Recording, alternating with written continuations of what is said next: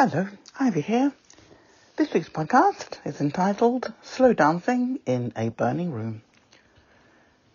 As you can tell, hopefully, by the title, the theme of this week's podcast is for people who focus on their main interest at that time, and as a result of that, they are oblivious to what else may be occurring in the same space and the impact of that error. So, Slow Dancing in the Burning Room, episode 54. Introduction. Regarding the lack of emotional intelligence and the impact of that lack of awareness when one is in a senior position, in this case, senior members of the British royal family. The fallout from this limited view of the situation that the UK is in, and a naive perception of the role of a monarchy in a changing environment, and the resultant impact on the country as a whole.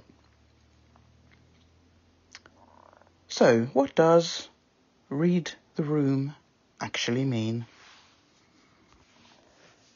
To use one's intuition to analyse the general mood of the people in a particular setting and act accordingly, often used as an imperative. For example, I'll read the room and see if it is the right time to have the conversation. If people already seem on edge, I'll probably wait to bring it up. Another explanation: to understand the emotions and thoughts of the people present, especially to determine what would be appropriate or inappropriate to say or do. Another definition: to be or become aware of the opinions and attitudes of a group of people that you are talking to. Read the room means to observe a group of people and understand their collective mood, emotions, opinions, and tendencies. Read the room usually refers to a literal roomful of people, but it may mean a certain demographic or clientele.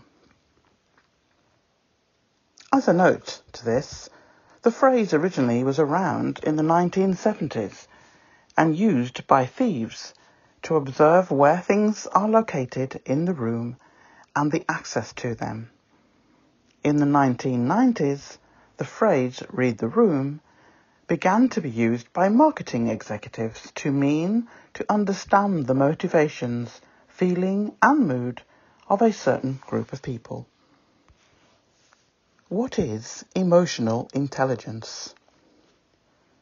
In the workplace context, it relates to learn how to build emotional intelligence to improve the workspace for everyone. We need emotional intelligence most where we are at least likely to find it, which is at work. At work, you don't have the ties of love to motivate you to get along with others as you do at home.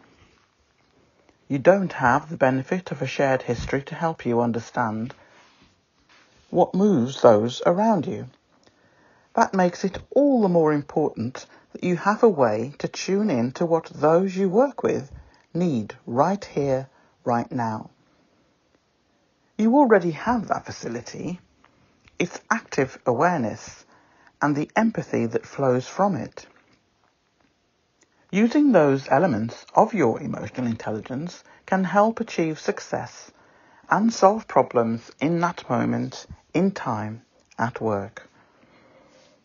Emotional intelligence is comprised of 4 elements: self-awareness, self-management, social awareness, and relationship management. How well acquainted are you with each of these resources? Emotional intelligence in action at work. For this purpose, I am referring here to members of the British royal family, and one person in particular, who is described every few days by the royal reporters who are there to support him, yet use this type of description about his temper and mood swings, they are doing him no favours. I'm sure the original intent was for him to appear in a glowing light, a man in control and so on. I beg to differ, and I think many people share that view with me. So, self-awareness. The ability to recognise your emotions and their impact whilst using gut feelings to guide your decisions. Can you walk into a room, meet a stranger, attend a meeting, and quickly sense that something is not as it seems? Formerly known as intuition. This instinctual knowledge is based on emotional intelligence. Self-management. The ability to control your emotions and behaviour and adapt to challenging circumstances. Can you adequately harness your anger, disappointment, or fear so that your emotions don't interfere with your ability to listen or problem solve? Do you know when you need help, and can you ask for it? Social awareness.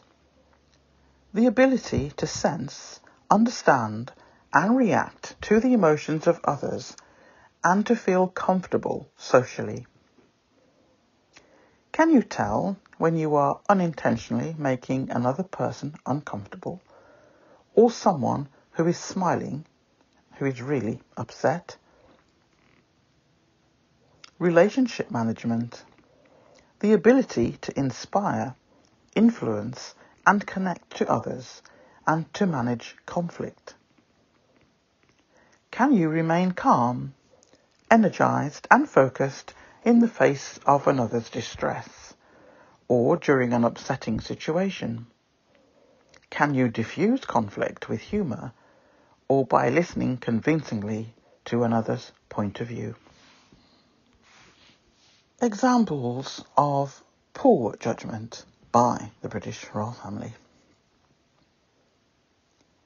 Giving approval for the marriage of Harry and Meghan, whilst at the same time instigating inquiries with a view to discrediting Meghan from being an acceptable choice to marry into the royal family. Throwing the rocks out but hiding their hand. That is, the British royal family acting though it was all done by media, but their silence throughout the 5 years and counting, when the negative hate-inciting articles were aimed at Harry or Meghan, or both, was in complete contrast when it was any other senior member of the royal family. Articles are removed within hours, and same for the online versions. Amazing how the royal family in the UK can find the resources to get things shut down and removed quickly. But when it came to the Sussexes, nothing was ever said or done. One thing that the British royal family did not factor in was that they cannot control the international press. And also, the Sussex squad keep meticulous records on anything that is likely to disappear later that day. If there is a negative response to an article or something said in an interview. After all this time, international media, on the whole, wish to represent journalism, not gossip, such as UK tabloids, which too many of the UK public read and believe like it is gospel. The tabloids in particular, the Daily Mail, took the lead, or at least was the most prominent publication in the activity. It comes as no surprise that they were the first of many to be taken to court over content in their publications. There are a few waiting in the wings now for possible court action to begin. The British royal family decided to utilise another dysfunctional family into their plans. i.e. the Markles, or rather certain members. Others refused to take part. It transpired the week before the wedding that there was a charade in play, and initially it was blamed on the Markles. And then it transpired that one tabloid in particular was heavily involved. One reporter renting out a property nearby to Mr. Markle Sr., and the Daily Mail journalist visited the said rental every weekend, with the excuse, when found out that this was happening, the reason the tabloid gave was that it was to help Mr. Markle deal with the press interest from various sources. It later transpired that the Markle family had a contact from within the palace, whom they liaised with in terms of payment. Allegedly. Mr. Markle Sr. said that the royals owed him, and that he had one telephone number, and that was for someone named Jason. As most of us know, Jason was the senior member of staff working for and reporting directly to William, the Duke of Cambridge. William gave Jason the permission to liaise with the Daily Mail and to ignore his NDA and to hand over various items of confidential nature, including the private letter from the Duchess of Sussex to her father. Just think about that for a moment. In what universe did the second in line of succession ever believe that he would be able to get away with such a move? Here we have an heir to the UK throne allowing his most senior member of staff to be a witness for the defendant, the Daily Mail, in a case where another member of the royal family is the prosecution. Zero emotional intelligence in place here, and I suspect a lot of arrogance and entitlement that no one would know. The wedding went ahead. None of the family could hide their disappointment on a world stage. Seems like none of them thought the day would take place, and seemed to be uncomfortable having to be there. On a global stage and in a church, this was the first of 3 times that the British royal family did not read a room in a place of worship, and were so caught up in their cruel game that was being played that the arrogance took over from common sense and basic decency. An incident apparently took place at the wedding in the evening reception, which involved Meghan and a senior royal. Reporters, not royal reporters, are on camera, one in particular, stating that it was very serious, but for legal reasons they cannot report on it. But if it ever comes out in court, most people will understand why the Sussexes are unhappy with what has been happening to them since 2016 and why they had to subsequently leave the UK. We can guess or speculate as to who that senior person is, but the truth will emerge eventually, and we know that we are correct in our suspicion. No one has to say a word. The royal family are slowly dismantling the monarchy by their schoolyard antics caused by fragile egos. Disrespect shown to cultural inclusion in the service, and the expressions on the faces of the royal family's side of the chapel, on full display for the global audience to see.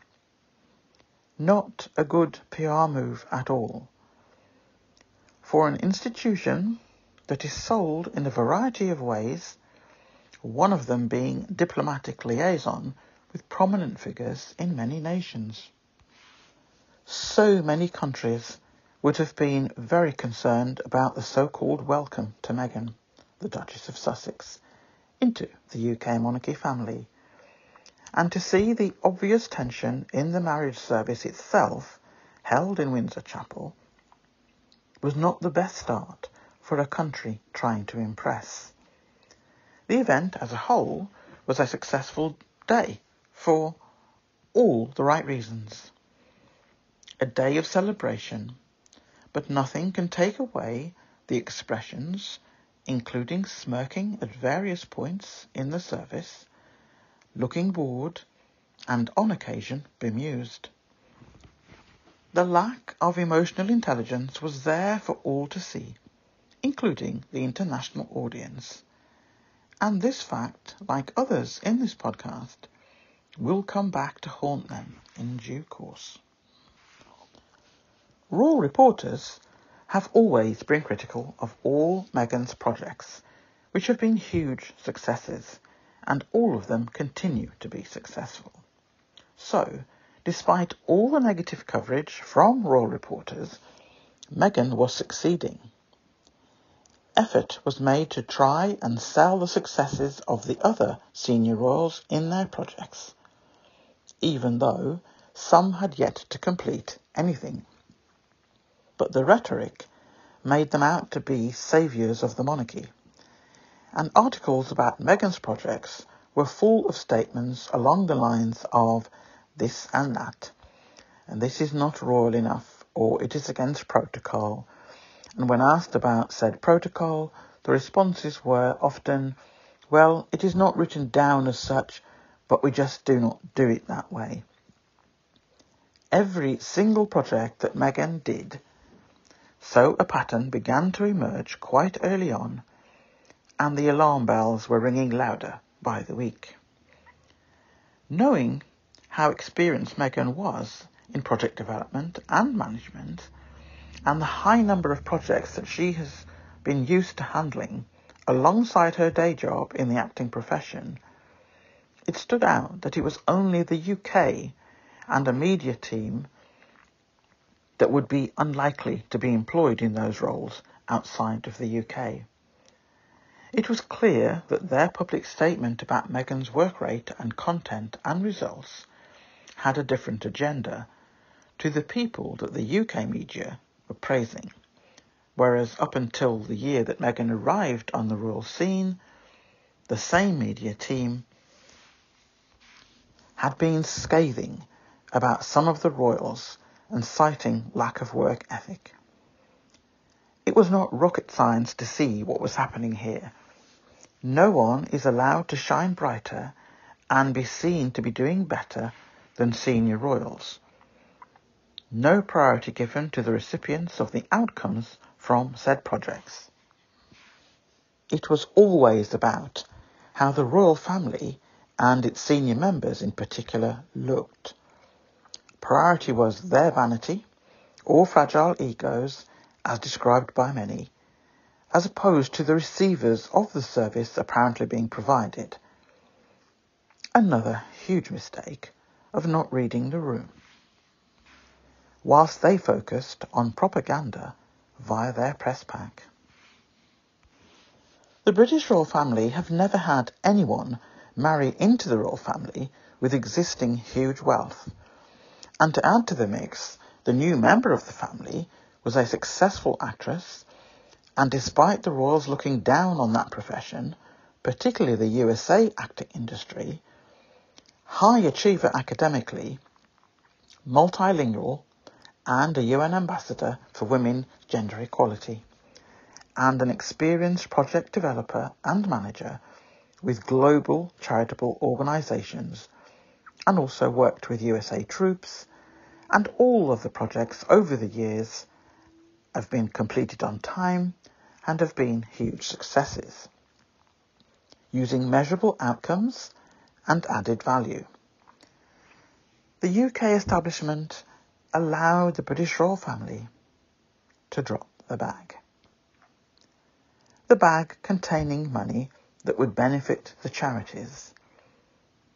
And as an additional note, in this case, I am not referring to a literal bag of cash. That activity is linked to others in that family. but no one is allowed to talk about that. My thoughts are that the Duchess of Sussex was an unrecognised asset simply because she was outperforming all the others. Outperforming all of them combined. Harry was equally successful, but no one wanted to be seen as criticising a member of their family, the royal blood family. So the media focused on the newcomer.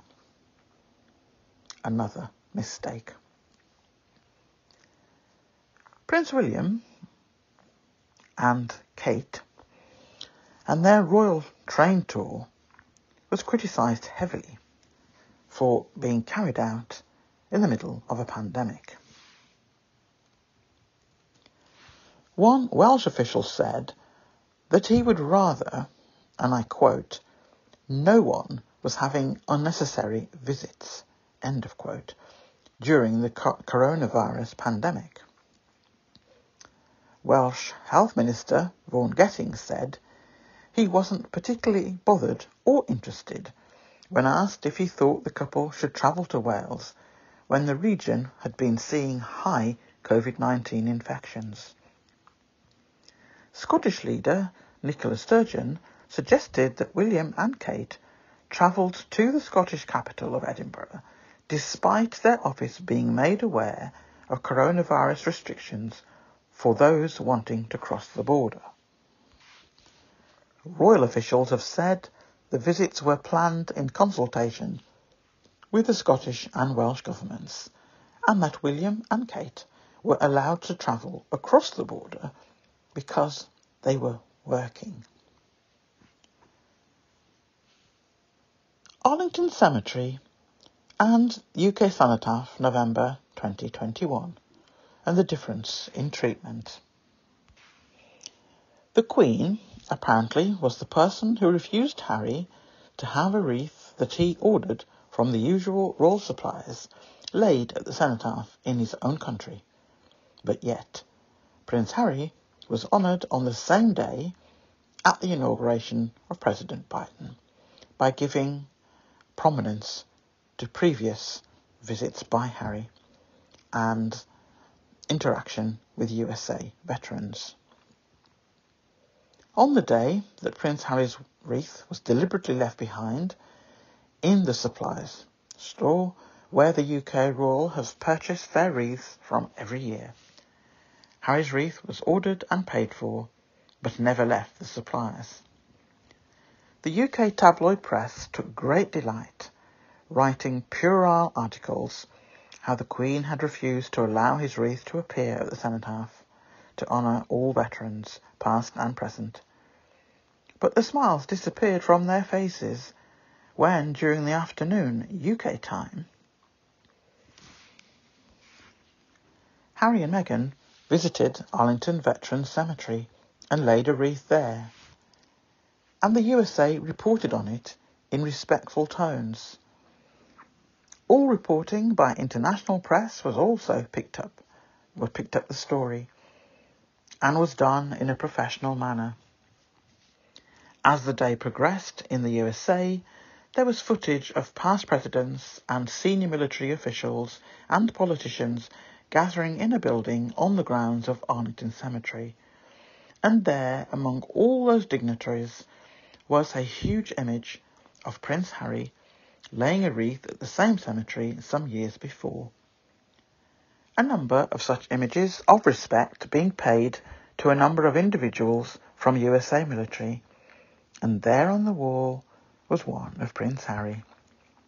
There on the world stage, the UK was yet again out of step with the rest of the world, and the embarrassment of the wording in UK articles in comparison to the USA was stark. The USA honoured the veterans, and the UK made it all about who laid wreaths at the cenotaph, including royal tabloid personnel, rather than focus on the veterans who were there officially to be honoured and showed respect on that day. Next bullet point relates to when the Sussexes stepped back from royal duties with a view to becoming financially independent of UK taxpayers. The royal family insisted on a 12-month review, even going as far as stating that Harry agreed to this during discussions. However, on the Sussexes' website, it stated the following: whilst there is a precedent for other title members of the royal family to seek employment outside of the institution, for the Duke and Duchess of Sussex, a 12-month review period has been put in place. End of quote. That would suggest that it was not something that the Sussexes wanted or needed, and their actions and business contracts secured during that 12-month review was a clear indication that the Sussexes were going ahead as planned. The Sussexes also purchased a new family home, clearest indication yet to those with common sense that they were not returning to reside in the UK again. Lesson here: do not believe all that you read in tabloid press, not least because their priority is to be the public voice of the British royal family.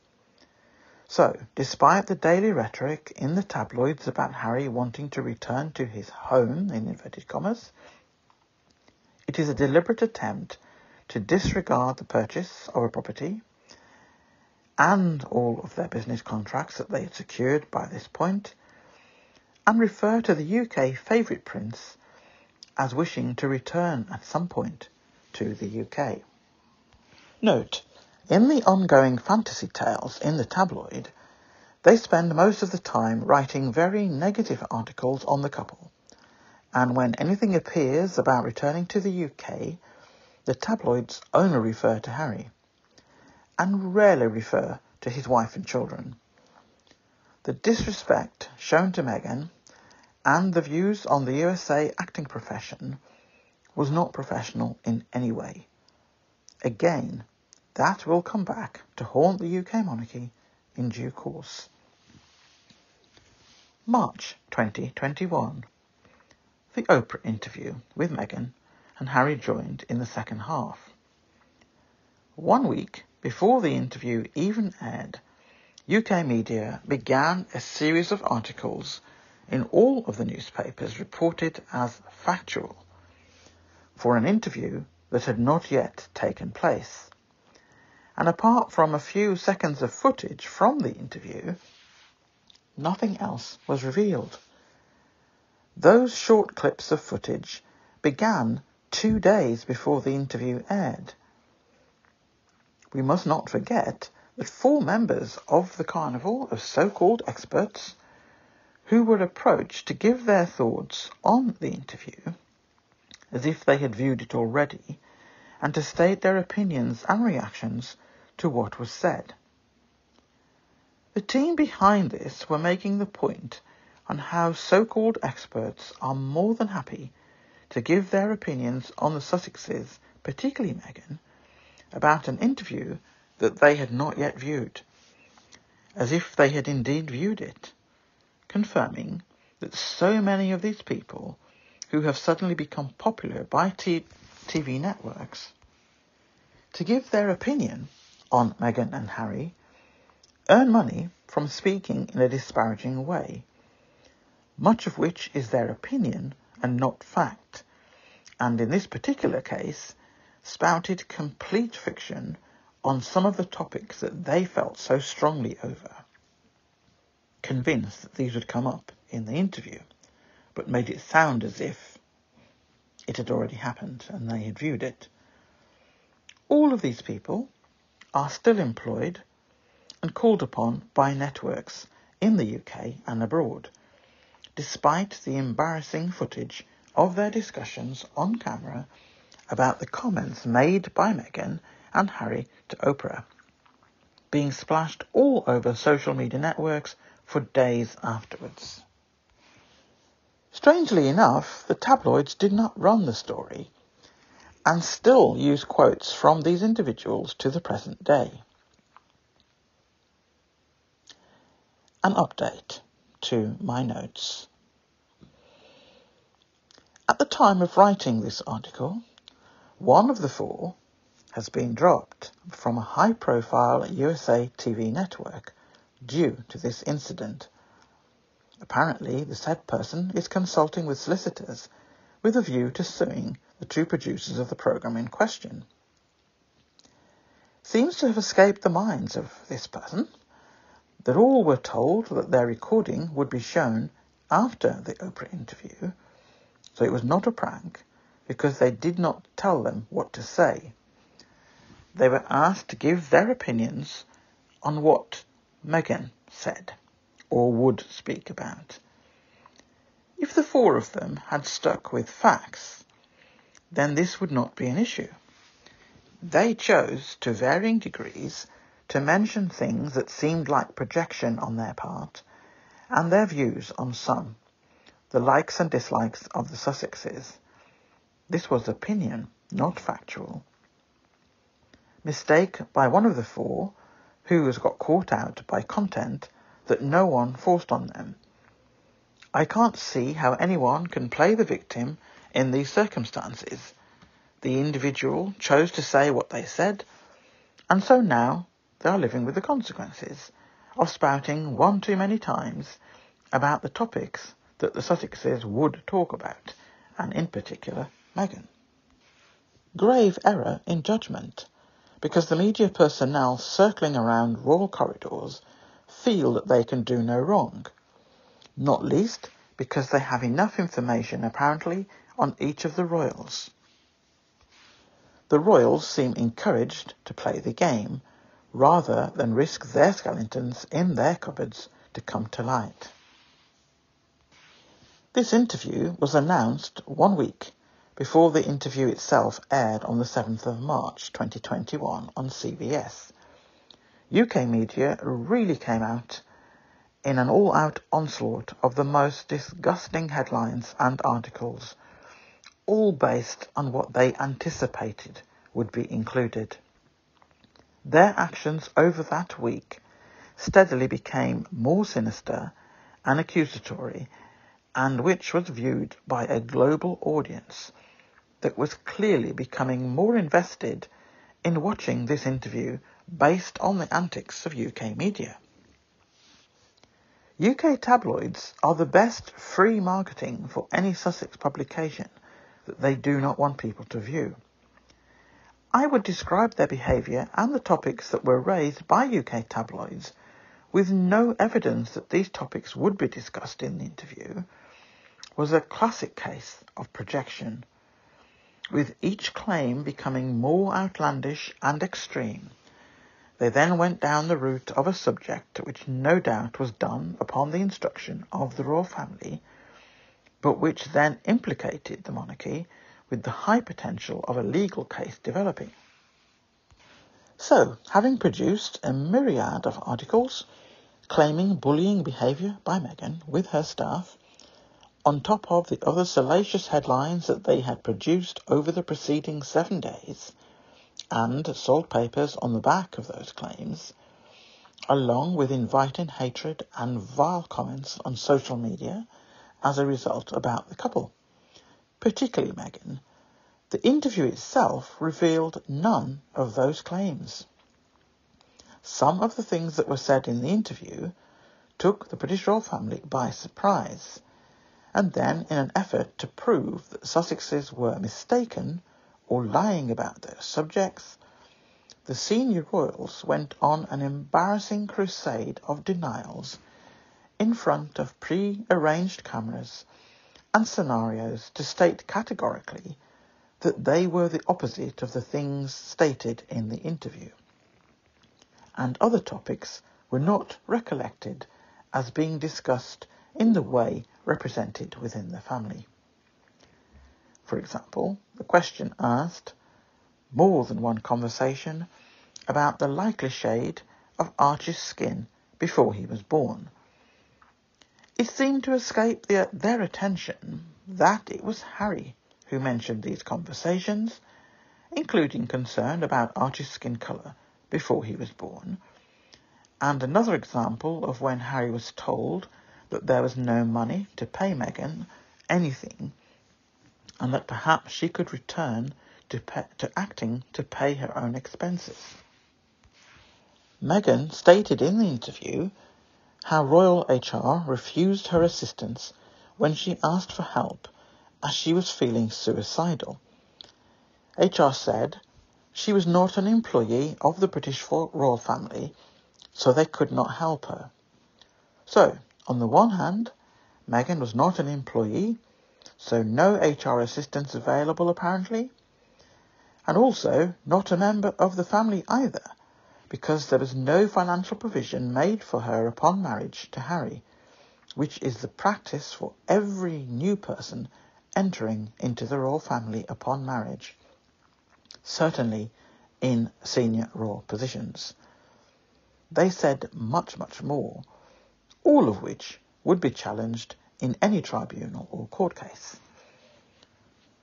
The British royal family are so used to putting whatever news slant they want out there via royal reporters and have never been challenged before.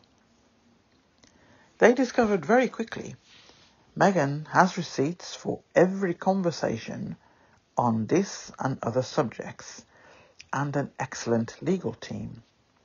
For the first time, the monarchy had shouted from the mountaintops for the world to hear a claim that they believed would reduce Meghan, in particular, credibility, and discovered very quickly that they were on a hiding to nothing with their claim, and in fact would most definitely lose any case brought against Meghan moving forward. No doubt they wish they could turn back time, and to date the British royal family are still stumbling around, trying to back away from this very public accusation, and are now saying the report is complete, but it will be buried. It will never be spoken of in public, ever. April 2021. The death and funeral of Prince Philip.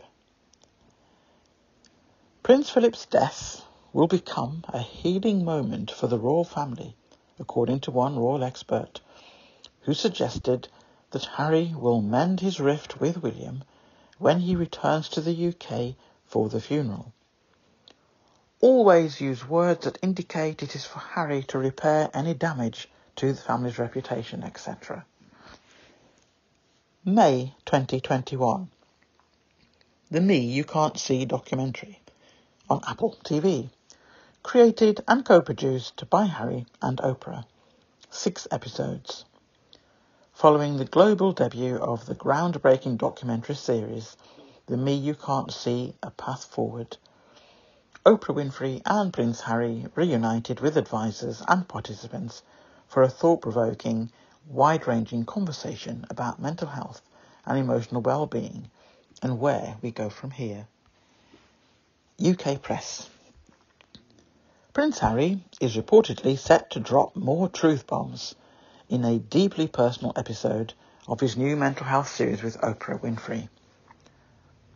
The Duke of Sussex has teamed up with the US chat show powerhouse for documentary The Me You Can't See, which premieres on Friday. Again, spent months writing articles which were negative about Harry working with Oprah and a USA network. There were disparaging phrases used to describe Oprah's career and position in the media world. One member of the royal family claiming not to know who Oprah was. Sussex Squad soon reminded everyone that the member of the British royal family who made that statement had visited a school funded by Oprah, and there are several photos of the visit, with Oprah and the said royal, and the girls from the school. The obvious efforts to downplay the series on mental health and the production team, and in particular Oprah herself, in order to try and make it look like Harry just found someone off the street to co-produce this series. It backfired spectacularly and has since been praised around the world as a teaching aid for years to come. May 2021. Vax Live, Global Citizen. All of the UK tabloids were negative or sarcastic in their reporting before this event took place.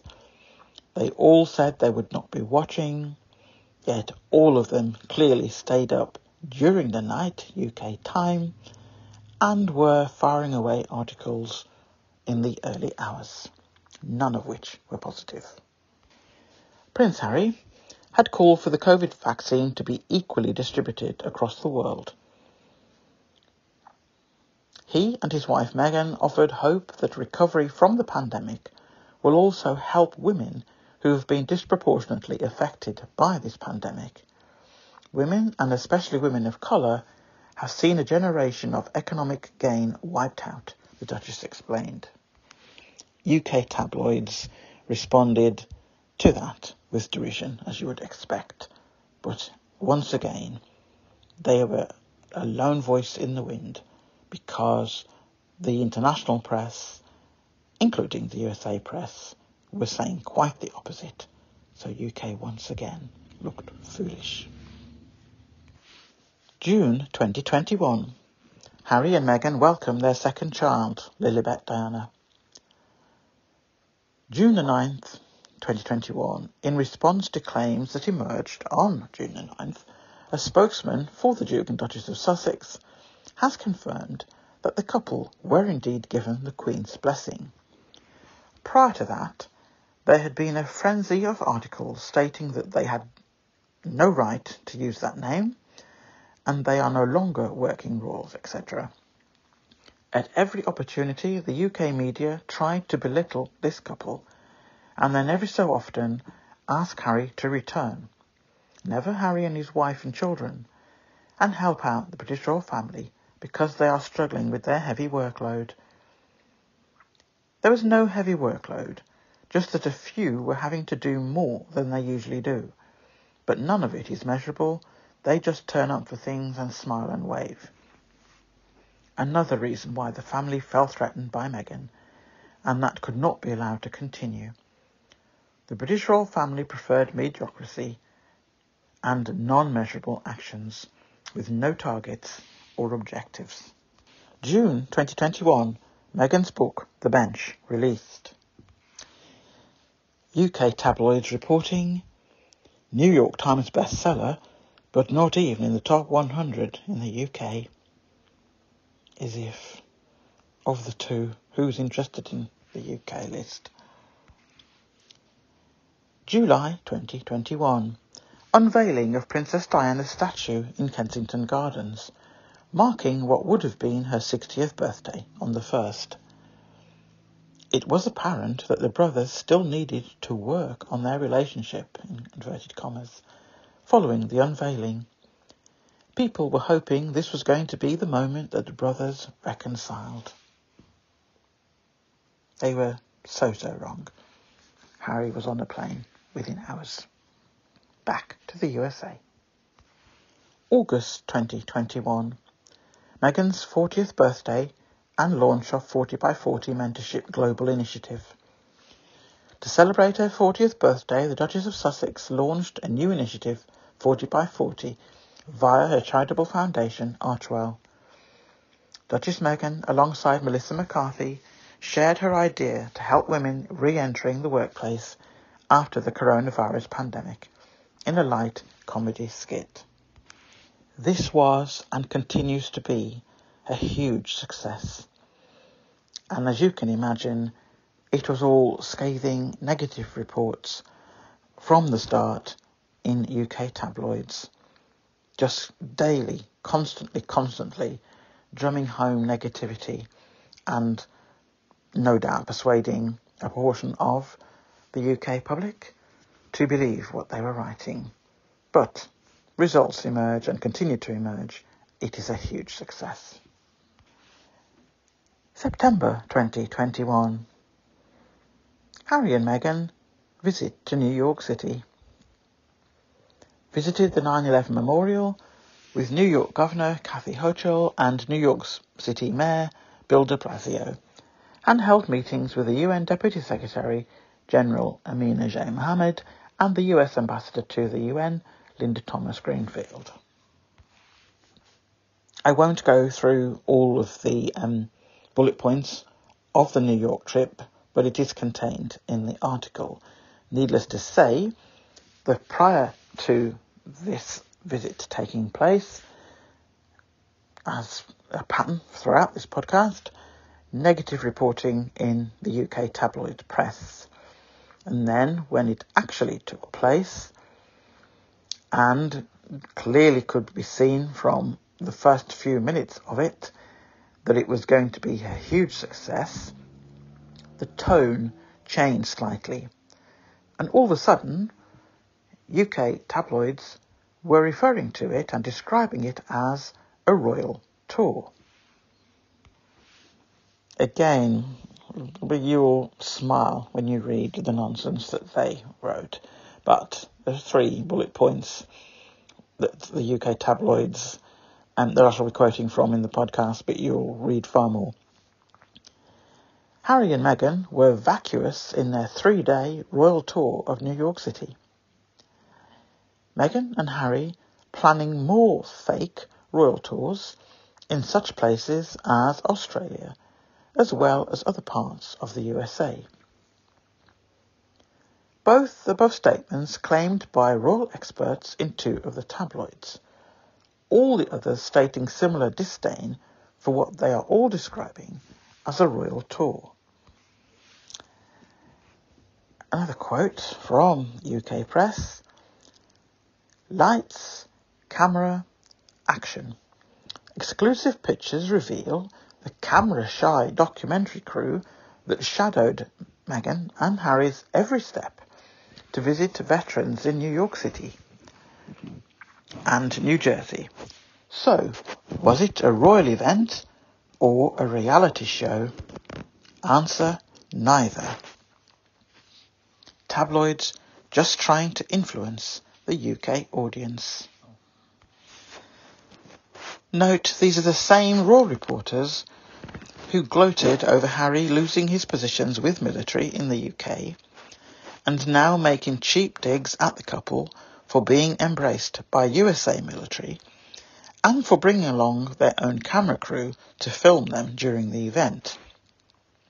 Their real gripe is that no UK media personnel were invited to be there to film or take photos.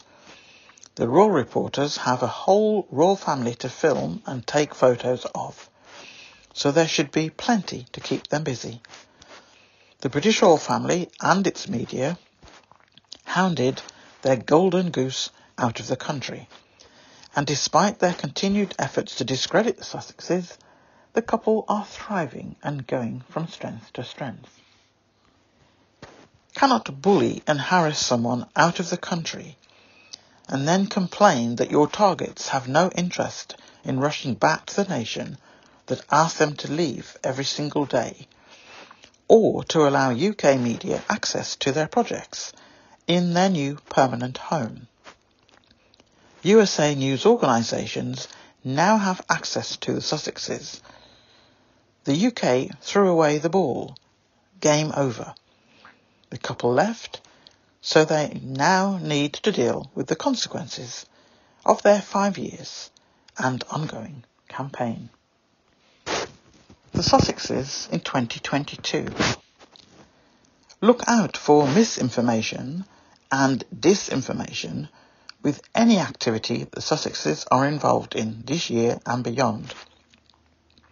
Despite stating several times that royal reporters would not cover anything that Harry and Meghan do, now they have stepped back from senior royal duties and are no longer funded by UK taxpayers. The royal reporters write more about the Sussexes than all of the royal family combined every single day. UK media write about other royals now and then, and when they do, they always include Harry or Meghan's name in the headline. It is the only way that they secure increased engagement by the readers than if they do not mention them at all, regardless of whether or not the topic contains any information or involvement of the Sussexes. The New York 3-day tour was described as a royal tour by the UK tabloids because it was clearly a huge success, despite all the negative press about it before it took place, and then which gave the royal reporters an excuse to complain that Harry and Meghan never mentioned the royal family once during those 3 days. To describe them, the royal reporters, as clowns is polite. For those who like to call themselves journalists, they are definitely not that. To bring this podcast to a close, a few more paragraphs in the article. I'm just going to read a few of the sentences from each of them. You also have more detail when you look at the full article. By the way, it's 24 pages of A4, gives you some idea. I am trying to use examples of real-life activities that have taken place with this couple and how we have a whole team of UK royal reporters and a whole family, on paper anyway. There are a good 7 or 8 potential or classed as senior royals. I don't know the ins and outs because I, as you all probably gathered, have very little interest in what they do day to day, and I'm not alone. But that family exists, and that group of royal reporters exist to report on those people and the whole village of hangers-on that receive taxpayer funds. And yet, that group of reporters spend the majority of their day, each day, even when they're on leave, they still fly off places if something comes up in the news about Harry and Meghan. And they focus just on the Sussexes. And they don't read the room. In other words, they appear oblivious to the crumbling institution called the monarchy. They are oblivious to the state of the UK and the poverty in places within it. They are oblivious to the isolationist and racist way that the UK is going about business, and they are oblivious, or at least they feel confident, that the UK can plough its own furrow and people will be queuing up to work with the UK. Well, for the last 5 years that has not been the case, but that is the mantra that they quote. So while all of this disarray is going on around them, they are going about doing things that are performative, not necessary actions and certainly not measurable. So they invite themselves places, like I quoted earlier, in terms of Wales and Scotland. They did the same recently in the Commonwealth. Some of the Commonwealth countries, for a change, actually said, we don't want you here, and created and had demonstrations in the days leading up to said visit, that some of those visits to some of those areas were cancelled. But royals being royals, and the couple that went being the couple that went, they decided they'd still go to the majority. But they didn't change their approach. They didn't listen to what was being said to them. They certainly ignored all of the very visible demonstrations about their views, being ruled by the UK, having a monarch as a head of their state and so on. And it all comes down to not being able to read a room. When you go and when you look at the reporting and what went on the Commonwealth source, it was embarrassing, it was cringeworthy, it was trying to recreate colonial days, and that couple stood there looking so proud, looking down on all the black people that were below them because they made sure they were up to height. And the pictures and the imagery just takes you right back to the days of the colony. And yet those two people stood there and appeared to be totally oblivious to what they were doing, including having wired fences put up so that the black people couldn't actually get too close, and sort of holding people's fingers and children's fingers through the mesh, and having photographs taken and looking so proud that they were doing it, and everybody else found it offensive. So I am trying to not only just talk about Unable to Read the Room, I use the title Slow Dancing in a Burning Room, because it sums up the UK monarchy right now. It sums up how they've been for the last few years, and one of the biggest red flags that you would expect them to be conscious of, they could not accept a person of colour into their own family.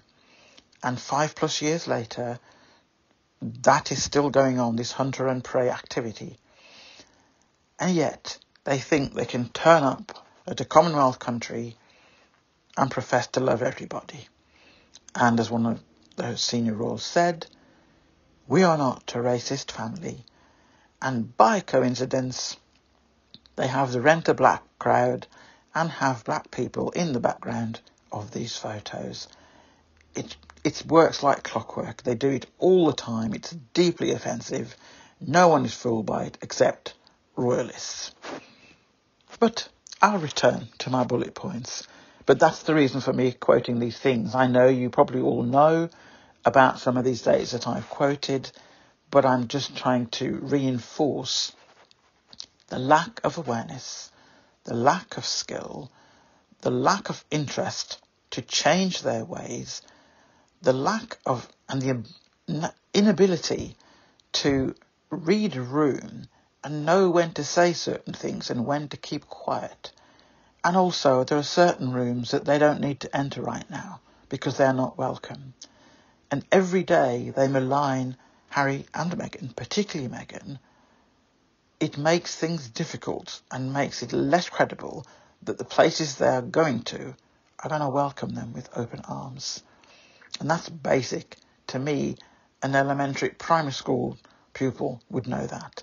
And here we have grown adults funded by UK taxpayers who, by the way, have not been given the chance to vote whether or not we're happy about that. That's why they get away with it. They don't want to have a vote on that subject, but they will. It will happen one day.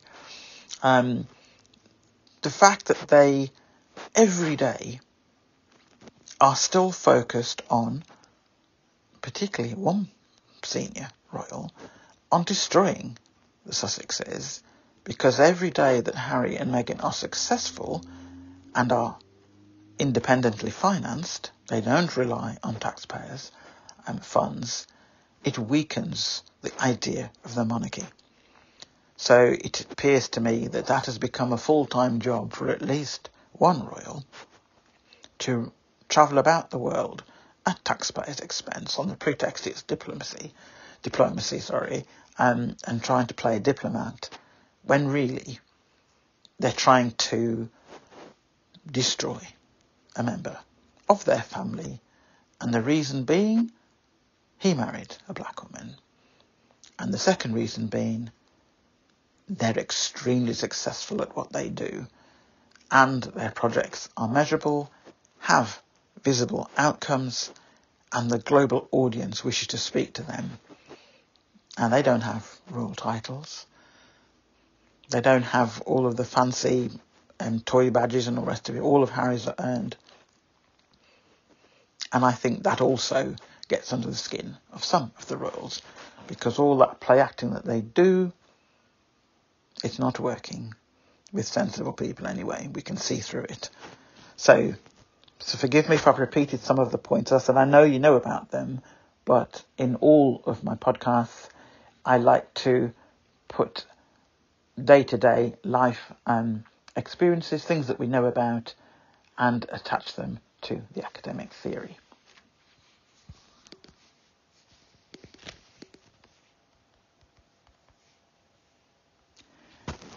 One of the topics that seemed to occupy royal reporters' minds was Harry and Meghan's tax returns. It's none of their business, but they went delving anyway and looked at the tax returns for the Archewell Foundation.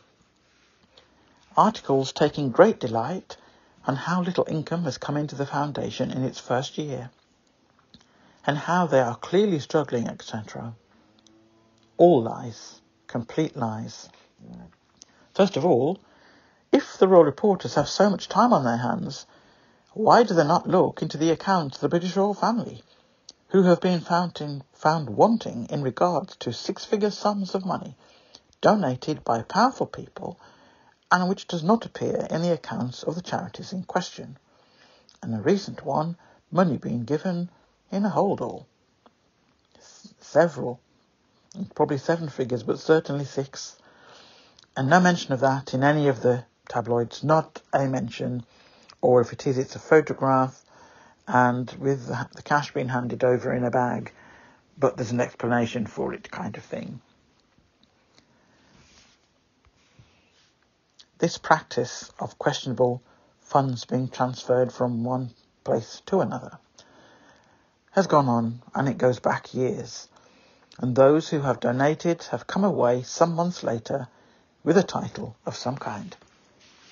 Not a word said about those examples, and they do involve senior royals, tax-funded royals. Yet the royal reporters prefer to go delving into tax returns of Harry and Meghan. They do seem to forget certain things, so let me remind them of a few points here.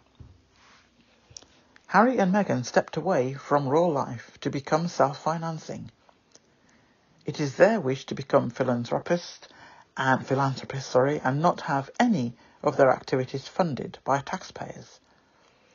The Sussexes secured a number of major contracts in their first year of stepping back from royal duties, contracts which make them millionaires several times over already, and pays for security for the family. They have also purchased a home, which the royal reporters like to report on daily regarding how many bathrooms it has. Clearly, simple things exercise their thoughts. The Archewell Foundation is now set up and has an amount of funds shown in the accounts. The tabloid press are trying to give the impression that Sussexes must be struggling. Therefore, helping the vulnerable will be difficult. Trying to send out an inaccurate message in terms of the ability for the Sussexes to continue to help vulnerable groups in society. It is a deliberate ploy to try and undermine Archewell. First of all, Sussexes are millionaires in the first year of leaving the UK. All the money they have donated to date, significant amounts of money, have come from their earnings. It is no business of UK media or the royal family how they spend their money, including where they donate funds.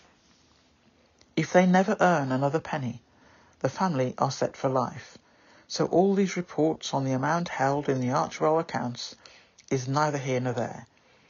It is the UK media trying to say that Sussexes need to return to the UK and help the ailing royal family. The UK has got what they asked for, and if the remaining royal family members do not generate much interest within the UK itself, it definitely generates even less globally. It really is of no concern or interest to Harry and Meghan. Royal reporters chase them out with their abusive treatment, and no person returns to their abuser unless they have to. Harry and Meghan do not need to return. Ignore the reports that describe the UK as Harry's home. It is a way of influencing people to start to associate life in the USA with his wife and children as something that he can leave behind in order to return home, or another favourite phrase is to heal the family rift. When your own brother works with a tabloid to provide evidence in a court case against a member of the same royal family, don't expect the Sussexes to come running to the UK for anything but the odd, important family occasion. After the treatment and reaction to the birth of both Sussex children, do not expect to see the Sussex children on UK soil for many years to come. When the royal reporters mentioned the children coming for the Jubilee this year, they didn't know. It changed from one day to the next. One day they wanted them, next day they didn't. All of it clickbait for selling of newspapers. What they are looking for is circus exhibits for photos that they can use until the next decade when the children appear in the UK. All Sussex photos are copyrighted, and if UK media wish to use them in their publications, they have to pay for each one. On the odd occasion, the Sussex family, if they do come to the UK, royal reporters can take as many photos as they wish because of the agreement they have with the royal family. And then they can sell those photos on to other establishments who wish to use them. The views of UK media and the royal family relating to the Sussex children and their mother is well known globally. The cruelty and disrespect shown to those babies is beyond vile, and the UK cannot pick and choose when they need their token subjects for a photo opportunity or two. They can go and kick rocks. Harry and Meghan will never allow their children to be used in that way. The Invictus Games were a great success. Nothing positive was said about the Invictus Games beforehand, and no one from the government or professional body was there to see the UK team leave the UK for the Games in the Netherlands. All the other nations, as far as I could tell, had someone of prominence to see their team off on their Invictus journey. But the UK, out of sheer pettiness, because this charity was set up by Prince Harry many years ago, and it is not a royal charity, but one of Harry's projects that he started from scratch and for which he is their patron. The British royal family had their balcony photos opportunities with the all-white family that they consider represents the British monarchy. I would not say it was one of their finest moments. A grainy photo of Meghan and then with Harry through a distant window received more attention by UK and international press than the desired all-white royal family standing on the balcony of Buckingham Palace, looking like leftover mannequins forgotten to be placed in the van of artefacts and taken back to the museum from whence they originally came. Meghan nearly died as a result of her treatment within that family and its media partners. So, if Meghan ever sets foot in the UK again, it will be to support Harry or to support her patronages. UK tabloid media is a case study in misinformation and disinformation. Be aware of both, but better still, do what I and many do. Read archived versions of articles and ensure that the said publications do not earn from your perusal at their poison. I stopped reading all tabloid media early in 2017 after I saw the seeds being sown of abusive and racist rhetoric being badly disguised as something else. One Queen's Counsel reported over 2 years ago that royal reporters were using undertones of racism in their articles, and straight out of the gate, one of the regular authors of such content admitted that there were indeed undertones of racism, but that the Queen's Counsel should know that undertones are not against the law. Receipts exist of that public dialogue on a social media platform. This is the state of UK tabloids who have their unwritten contract with the UK royal family and the style of their rhetoric. In the past, they were able to do such things without challenge, but now the Sussexes have shown you can escape from the confines of monarchy. You do not have to stay simply because you were brought into the world to serve and to adhere to rules that you had no say in composition. You can go out and seek your own employment and live and pay taxes, etc. The British royal family and its media never expected Sussex Squad to arrive on the scene. A global network spanning many, many countries.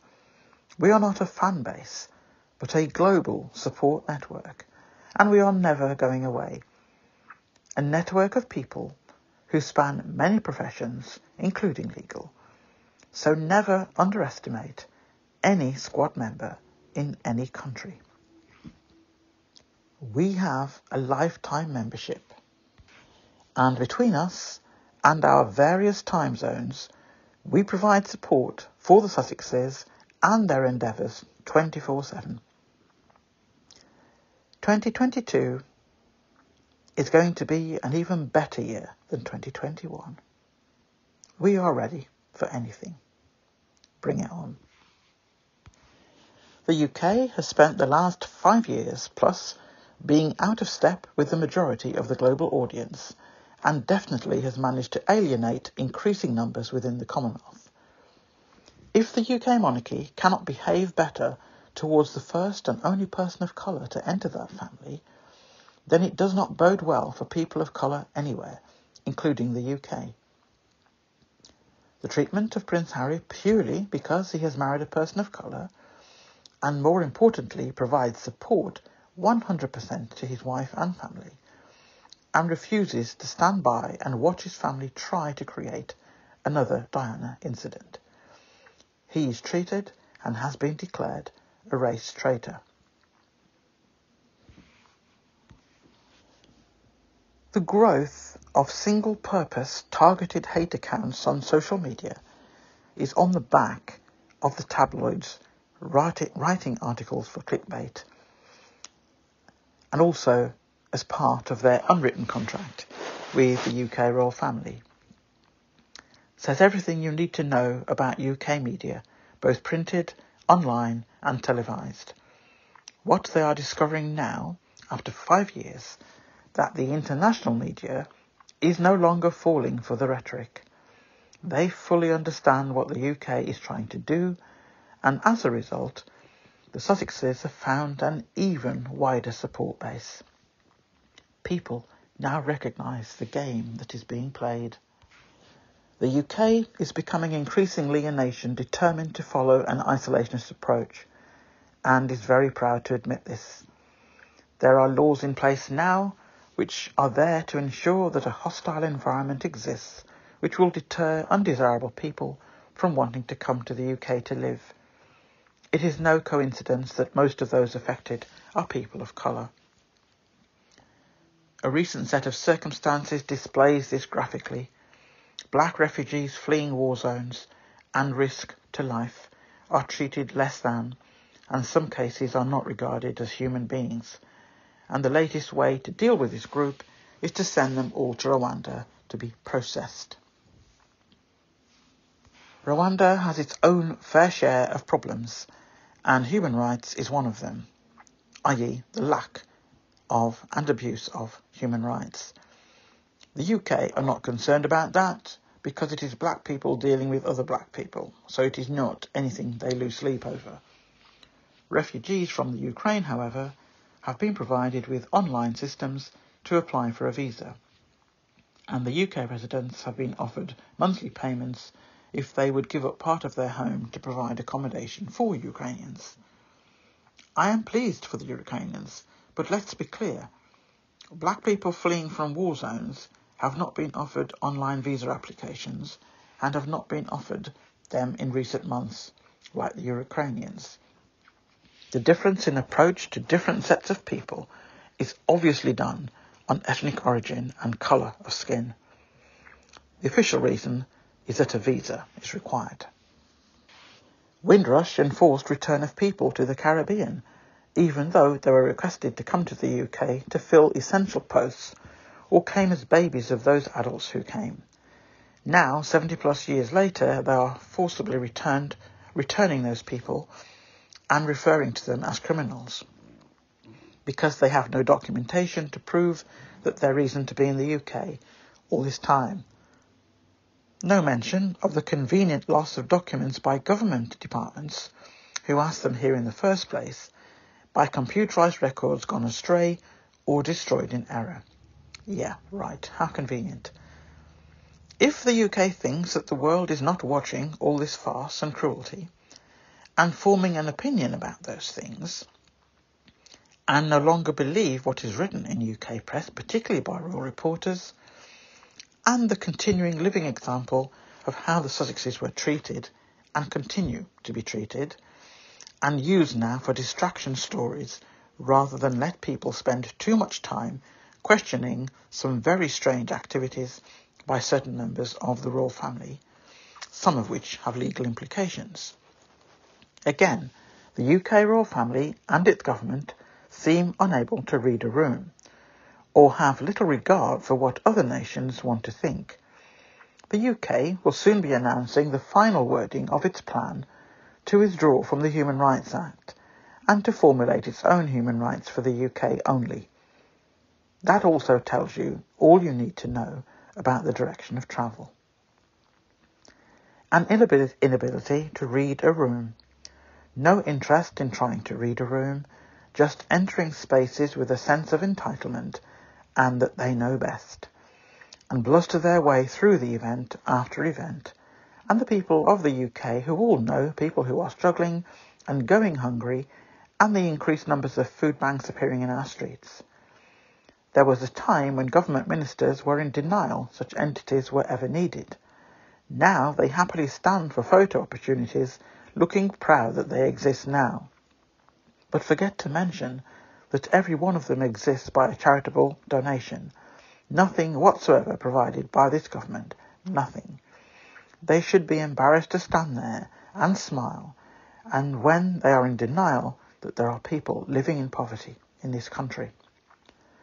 So many factors where very few in positions of telling the rest of the population what to do, or how to live, or how to find an extra job so that more income can come into the household, proves every single minute of every single day that reading a room before any of those groups say a word, or go visit a place where vulnerable people have no choice but to visit, and at the same time is unwilling to listen to or take advice from those who have more knowledge in the subject, is one of the reasons that the ramifications of Brexit is still reverberating around the streets of Britain, and in times of such poverty, and the admission by the government that we are indeed entering into another period of austerity, and that basic items such as food and utilities will cost more than it does now, is a sure sign when very limited emotional intelligence exists in our governing bodies. We all know when it is election time, they will suddenly claim to be listening.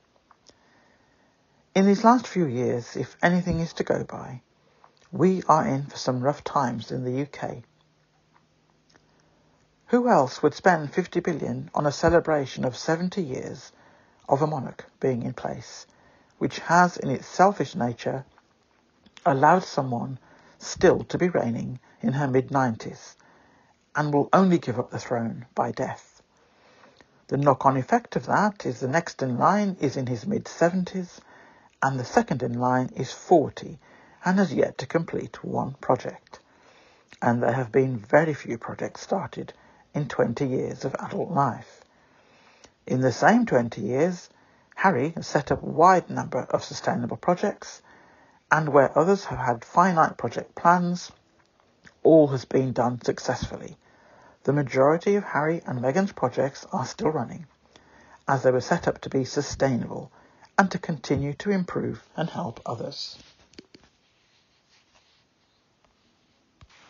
One couple recognised the changing nature of what societies around the world need, and that a monarchy has to change the way it conducts itself. The changes the Sussexes wanted to work with, and measurable outcomes, not just tick boxes, caused others to feel uncomfortable.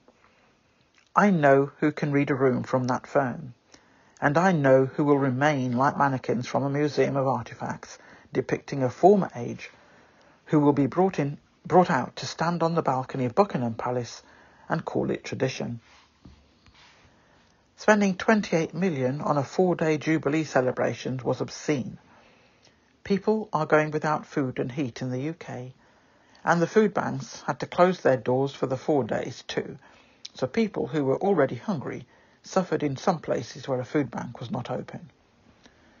The short-sightedness from the monarchy is simply shocking, and there appears to be no rationale given for it going ahead, other than the Queen has been reigning for 70 years. It was worth celebrating because the Queen has stayed loyal to the post. Totally missing the age profile of the senior royals, which is crucial in any organisation who wishes to be around in the future.